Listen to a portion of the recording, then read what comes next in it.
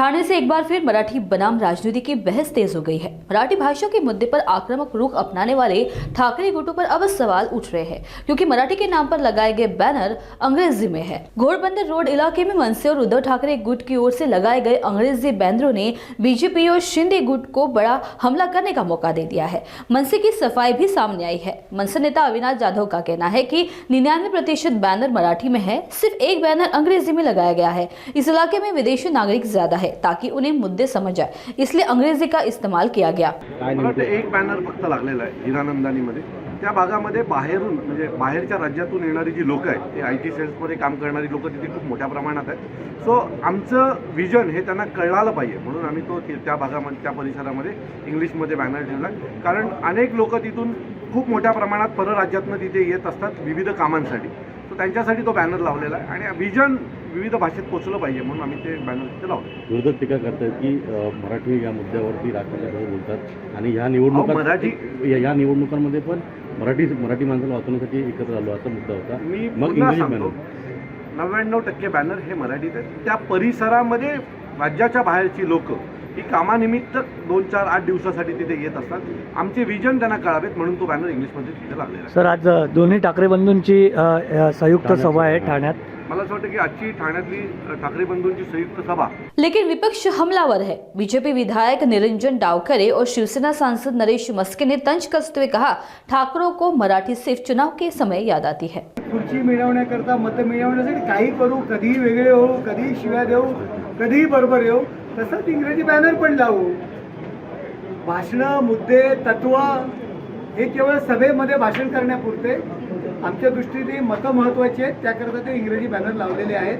त्यांनी त्यांचा मूळ जो स्वभाव या बॅनरमुळे दिसलेला आहे। मतांकरता एकत्र आणि आता मतांकरता मराठी सोडून इंग्रजी, मतांकरता काही करतील हे याचं एक नितांत ज्वलंत उदाहरण आहे। सर, ठाकरे बंधूंची आज सभा आहे ठाण्यामध्ये आणि विविध मुद्द्यांना घेऊन आज ठाण्यामध्ये येणार आहेत, काय सांगले बोला? कुठले मुद्दे नसणार।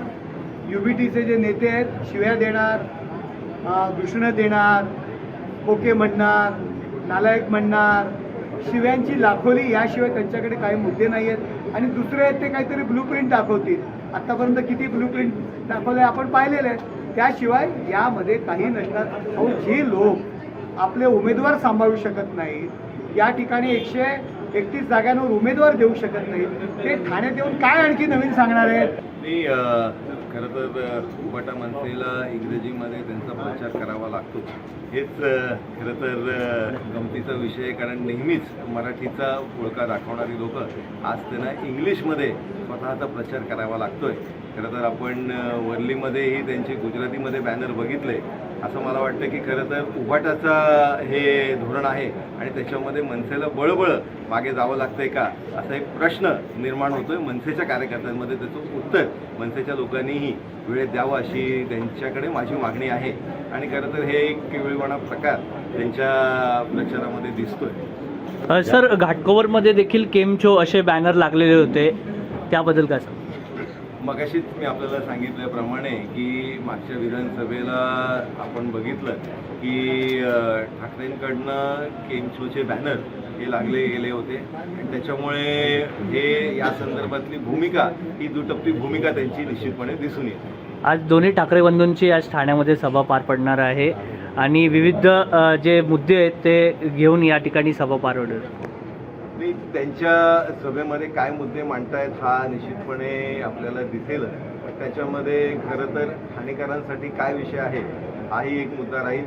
प्रामुख्याने जे विकासाचे विषय आहेत ते फक्त आणि फक्त महायुतीच देऊ शकतात, कारण आपण बघितलं केंद्रात, राज्यात आणि त्याचबरोबर जर महानगरपालिकेमध्ये तीच सत्ता असले तर आपल्याला विकास कामं ही निश्चितपणे मोठ्या प्रमाणात करता येतात, हे लोकांना माहिती आहे। आणि त्याच्यामुळे या ठाणे महानगरपालिकेमध्ये सर्वात जास्त नगरसेवक हे महायुतीचे निवडून येतात।